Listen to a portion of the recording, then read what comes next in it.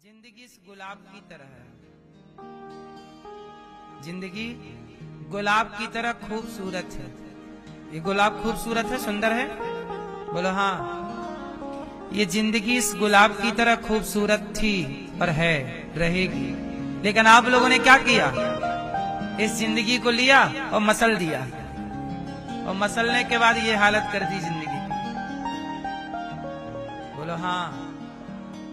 जिंदगी को मसल दिया आपने, रिश्तों को मसल दिया, विश्वास को ऐसी मसल दिया आप लोगों ने। किसी पे भरोसा किया, उसने आपके विश्वास को ऐसे मसल दिया। बेटे ने बाप के विश्वास को मसल दिया, पत्नी ने पति के, पति ने पत्नी के, रिश्ते खत्म। ये हो गया। अब आप रो रहे हैं, महाराज जी हम बड़े परेशान हैं, डिप्रेशन में। यही तो डिप्रेशन है। आपने जिंदगी बिंदास जी होती, जिंदगी को समझा होता, तो जिंदगी की ये हालत ना होती, ये स्थिति। ये जिंदगी खूबसूरत थी, खूबसूरत ही रहती है। आपने मसल क्यों दिया? क्या जरूरत थी इतना टेंशन लेने की? क्या आपको भगवान पे भरोसा नहीं है? टेंशन है आपको, क्या होगा, क्या होगा, क्या होगा, क्या होगा? तुम्हारे सोचने से क्या होगा? चाहने से क्या होगा? कुछ मत चाहो, कुछ मत सोचो। जो होगा उसे आप रोक नहीं सकते, और जो हो रहा है उसे आप बदल नहीं सकते। होनी आपके हाथ में बिल्कुल नहीं है। इसलिए कहता हूं, चुपचाप ईश्वर का खेल देखते रहो। और जब खेल देखना ही है तो रोकर क्यों, परेशान होकर क्यों? स्माइल के साथ। राम वनवास गए, चलो बताओ, क्या राम का वनवास टल सकता था? उत्तर नहीं। तो राम को पता लग गया कि अब मुझे वनवास जाना है, तो राम जी वनवास रोकर नहीं गए। जाना ही है, काटना ही है वक्त, तो रोकर क्यों काटे? स्माइल के साथ, प्रसन्नता के साथ। बोलो हाँ। यदि राम जी रोते तो क्या रोने से भी वनवास टल जाता? तो जब मेरे रोने से मेरा वक्त नहीं टलता, तो उस वक्त को रोकर क्यों हंसकर गुजारूं ना? मुझे पता है कि ये वक्त है, क्यों परेशान होना? यही ना सिखाती है राम कथा, यही ना सिखाते हैं राम। आप सीख लो। जीवन तो जीना है। हाँ, दुनिया में हम आए हैं तो जीना ही पड़ेगा। जीवन है अगर जहर तो पीना ही पड़ेगा। मीरा पी गई, राणा ने विष दिया मानो अमृत पिया। मीरा रानी दीवानी कहाने लगी, वो तो गली गली हरि गुण। इसलिए मेरी मां, जीवन यदि जहर है तो है तो है। अब उसे क्या करोगे? कांटा है तो है, अब उसके संग रहना है आपको। आपकी सास बुरी है तो है, बहू बुरी है तो है, पति बुरा है तो है, बेटा बुरा है तो है। अब करो, बदल तो नहीं सकते ना। आप के साथ जो है वो है। उसे अयोध्या में कैकई है तो है, भगा नहीं सकते कि नहीं कैकई को नहीं रखेंगे। अयोध्या में केवल कौशल्या मैया रहेंगी, सुमित्रा मैया रहेंगी, राम रहेंगे, कैकई की कोई जगह नहीं। कैकई भी रहेगी, आप भगा नहीं सकते। बोलो हाँ। गुलाब में गुलाब रहेगा, गुलाब के पेड़ पर कांटे भी रहेंगे। कौन रहेगा? कौन रहेगा? गुलाब में गुलाब तो है, पर कांटे भी रहेंगे। बात समझ में आई? कांटे को आप हटा नहीं सकते। आप जाइए किसी गुलाब के पेड़ पर, सारे कांटे तोड़ दीजिए। कितने कांटे तोड़ोगे? किस किस पेड़ के कांटे तोड़ोगे? प्रकृति फिर कांटे भर देगी। बोलो हाँ। कि ना? इसलिए मेरी मां, जो जैसा है उसे वैसा ही रहने दो। कांटे को कांटा रहने दो, गुलाब को, बुरे को बुरा रहने दो, अच्छे को। आपको इस अच्छाई बुराई के ही इस समुद्र में रहना पड़ेगा। अच्छाई और बुराई से भरे संसार में ही आपको रहना पड़ेगा। इसलिए परेशान होकर क्यों रहना? जब रहना ही है तो प्रसन्न होकर के रहा जाए, परेशान होकर के क्यों?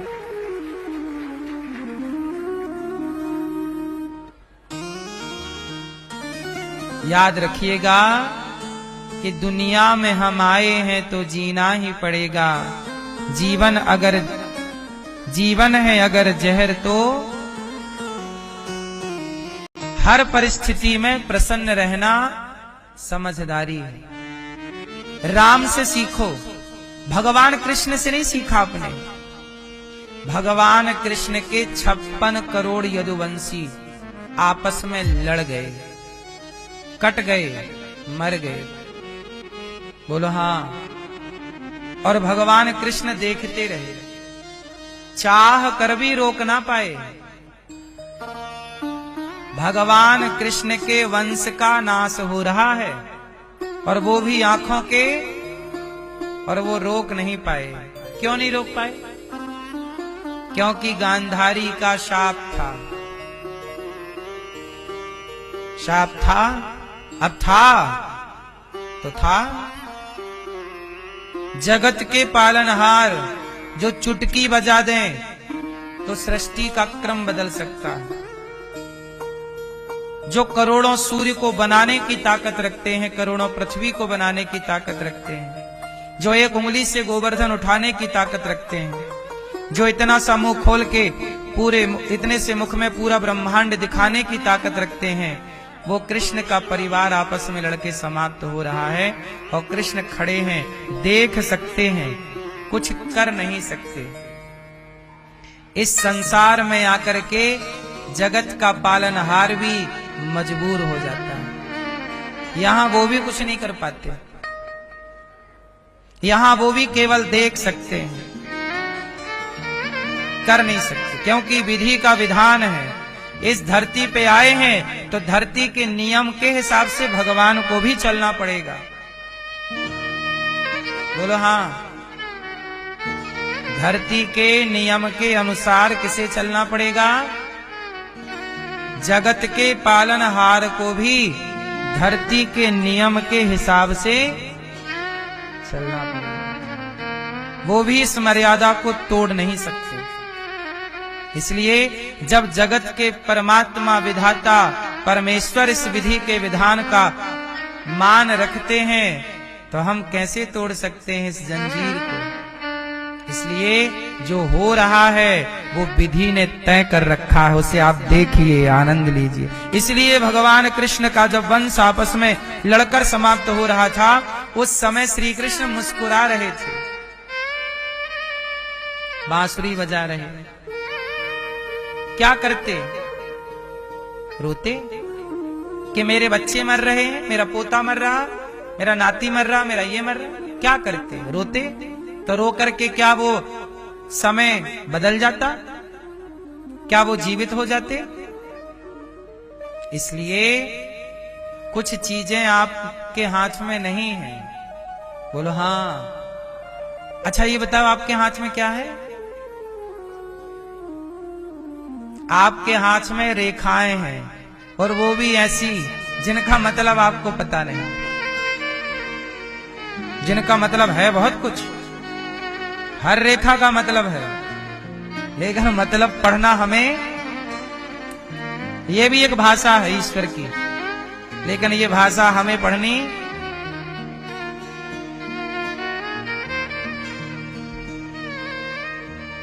इसलिए कहते हैं कि जब हाथ में लिखा सब है, पढ़ना नहीं आता, तो समझ लो कि जो लिखा है वो हो रहा है। तुम अच्छा काम करते रहो, तुम ईमानदारी से अपने लक्ष्य को प्राप्त करते रहो, धर्म पर अडिग होकर चलते रहो, आगे क्या होगा छोड़ दो।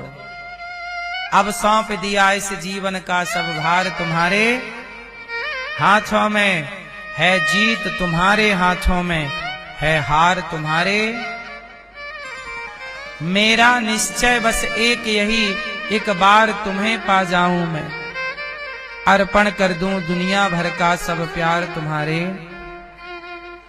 जो जग में रहूं तो वैसा रहूं, जैसे जल में कमल का फूल रहे, मेरे सब गुण दोष समर्पित हों भगवान तुम्हारे। जीवन का सार समझ लो तो सबको समझ में आएगा। जन्माद्यस्य यतोऽन्वयादितरतश्चार्थे स्वभिज्ञः स्वराट्, तेने ब्रह्म हृदय आदि कवये मुह्यन्ति यत्सूरयः। तेजो वारि मृदाम यथा विनिमयो यत्र सर्गो मृषा, धाम्ना स्वेन सदा निरस्तकुहकं सत्यं परं धीमहि। धर्मः प्रोज्झितकैतवोऽत्र परमो निर्मत्सराणां सतां, वेद्यं वास्तवमत्र वस्तु शिविदं तापत्रयोन्मूलनम्। श्रीमद्भागवते महामुनिकृते किं वा परैरीश्वरः, सद्यो हृदय वरुध्यतेऽत्र कृतभिः शुश्रूषुभिस्तत्क्षणात्। इसलिए मेरी माँ जिंदगी बिना टेंशन बिना डिप्रेशन के जिया करो। जो हो रहा है उसका आनंद लो। किसी की मृत्यु आप टाल नहीं सकते, तो फिर रोना क्यों? उस परिस्थिति में भी ईश्वर की लीला देख करके भीतर भीतर प्रसन्न रहा करो।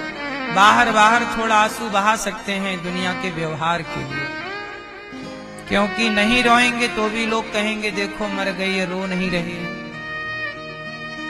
तो सब तरफ देखना पड़ता है व्यवहार वगैरह भी। अब देखो भैया हमारे पूरा व्यवहार पूरा कर रहे हैं, आते ही सोने लग गए।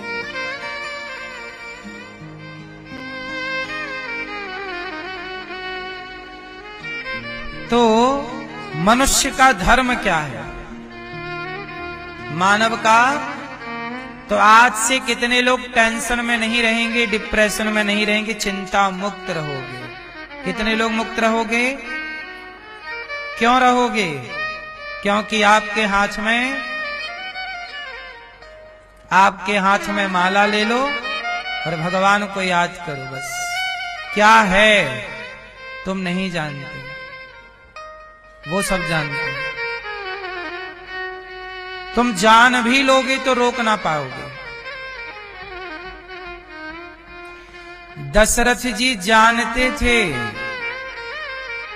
कि राम मेरा बेटा होगा बड़ा और वो वनवास जाएगा।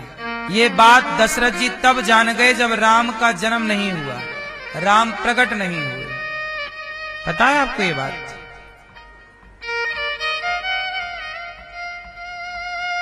दशरथ जी एक दिन परेशान थे तो गुरुजी के पास गए।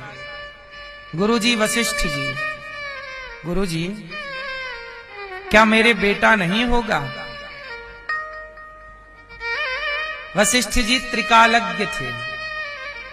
वशिष्ठ जी ने कहा दशरथ जी आपके एक नहीं, दो नहीं, तीन नहीं, 4 पुत्र होंगे।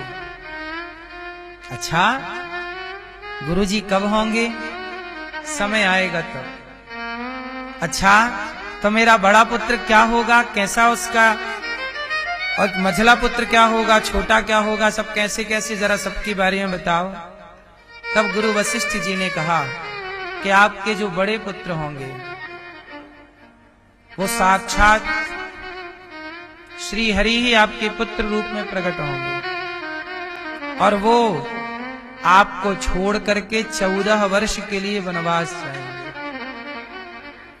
और कारण ये बनेगा कई पूरी कथा सुना दी वशिष्ठ जी, एक एक बात सुना दी। दशरथ जी जानते थे कि राम को वनवास जाना है, जान कर भी होनी टाल ना सके। होनी तो होके रहे, अनहोनी ना होए। और जाको राखें राम जी, मार सके ना कोई। जो होना है उसे आप रोक नहीं सकते। चाह लो और जान लो, आप जान लो तो भी नहीं रोक सकते। यही विधि का विधान है। बोलो हाँ।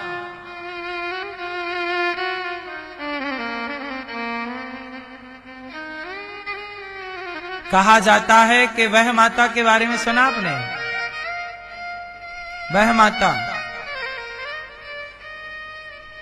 एक ऐसी कथा है कि जो हम सबका भाग्य लिखती है ना, उन्हें वह माता कहते हैं।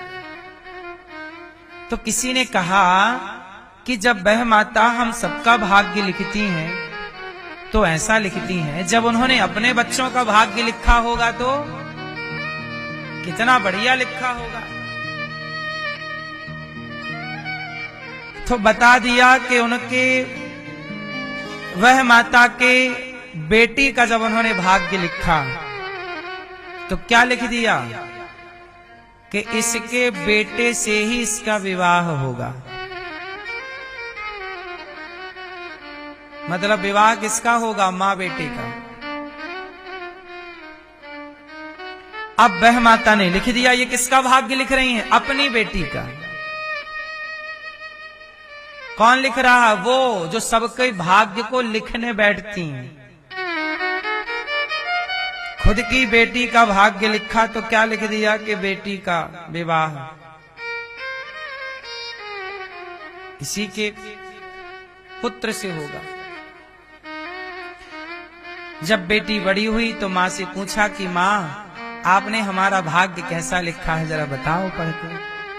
मां बोली नहीं बताएंगे, जाओ तुम काम करो। नहीं मां, बताना पड़ेगा। जिद की बेटी ने बता दिया कि बेटा बड़ी गलती हो गई, तेरे भाग्य में मैंने ये लिख दिया, बड़ी गलती हो गई।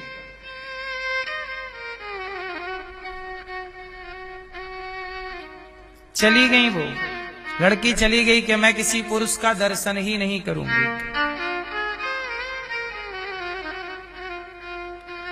किसी का दर्शन ही नहीं करूंगी। कहा जाता है कि पानी पीने नदी में गई, किसी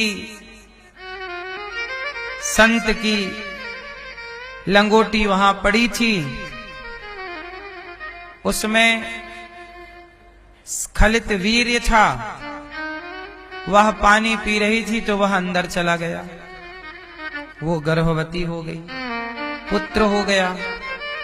उसने जंगल में छोड़ दिया, दूसरे जंगल चली गई।